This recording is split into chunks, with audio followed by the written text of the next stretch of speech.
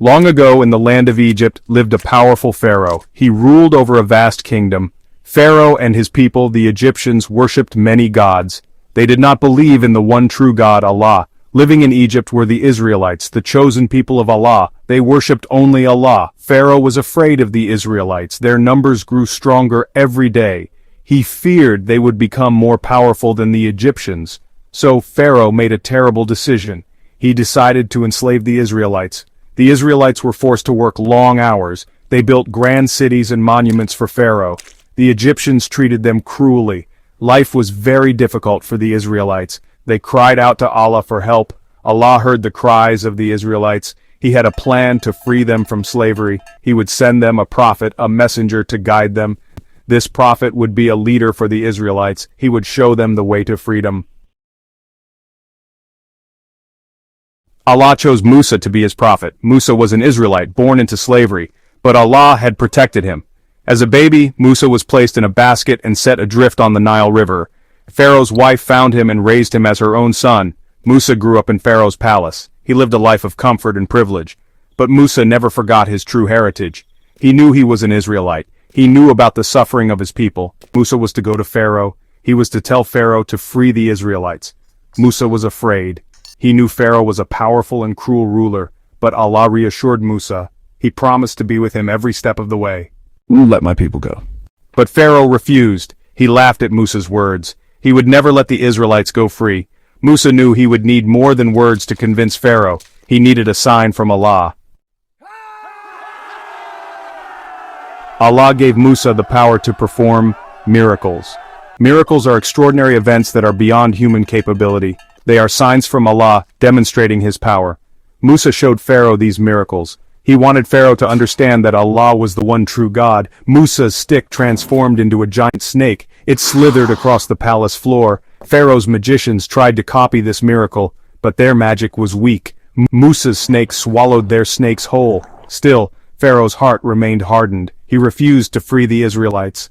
Then Allah sent plagues upon Egypt. The plagues were terrible disasters. They showed Pharaoh the extent of Allah's power. The Nile River turned to blood. Swarms of locusts covered the land. Boils and sores afflicted the Egyptians. Pharaoh listened to Allah's message. "Free the Israelites," said Musa. But Pharaoh remained stubborn. He would not let the Israelites go.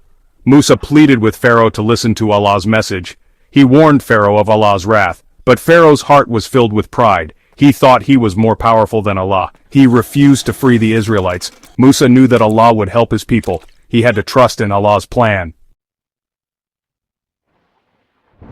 Pharaoh's defiance angered Allah. Allah decided to punish Pharaoh and the Egyptians. He would send the most terrible plague of all. He would send the angel of death to pass over Egypt. The angel of death to pass over Egypt. The angel of death would take the lives of all the firstborn sons in Egypt. No one would be spared except for the Israelites. Allah told Musa to warn the Israelites. They were to mark their doors with the blood of a lamb. The angel of death would see the mark and pass over their homes. Their firstborn sons would be spared. The Israelites did as they were told. They marked their doors. They prayed to Allah for protection. That night the angel of death came to Egypt. There was darkness and wailing throughout the land. The firstborn sons of the Egyptians died. Pharaoh's own son was among the dead. Pharaoh was heartbroken. He finally realized the extent of his mistake. He agreed to let the Israelites go. The Israelites left Egypt in a hurry. They took their belongings and their animals. They followed Musa out of the land of slavery. They were finally free. But Pharaoh's heart hardened once again. He regretted letting the Israelites go. He gathered his army and chased after them. The Israelites reached the Red Sea. They were trapped. The sea was in front of them. Pharaoh's army was behind them. They were terrified. They cried out to Musa. "Have you brought us here to die?" they asked. Musa remained calm. He knew Allah would help them. He raised his staff and prayed to Allah. Do not be afraid. Stand firm and you will see the deliverance that Allah will bring you today. As for Pharaoh and his army, you will see them no more. Musa trusted in Allah. He knew that Allah would not abandon his people. Allah listened to Musa's prayer. He commanded the wind to blow. The wind blew across the Red Sea, the sea began to churn and roar. Then something amazing happened. The waters of the Red Sea parted. A dry path appeared between the walls of water. The Israelites were amazed. Musa led the Israelites across the Red Sea. They walked on dry land between the walls of water. The walls of water towered above them. They looked like giant shimmering walls. The Israelites were safe. Allah had protected them. They had escaped from Pharaoh's army. Pharaoh and his army followed the Israelites into the Red Sea. They thought they could still capture the Israelites, but they were wrong. When the last of the Israelites had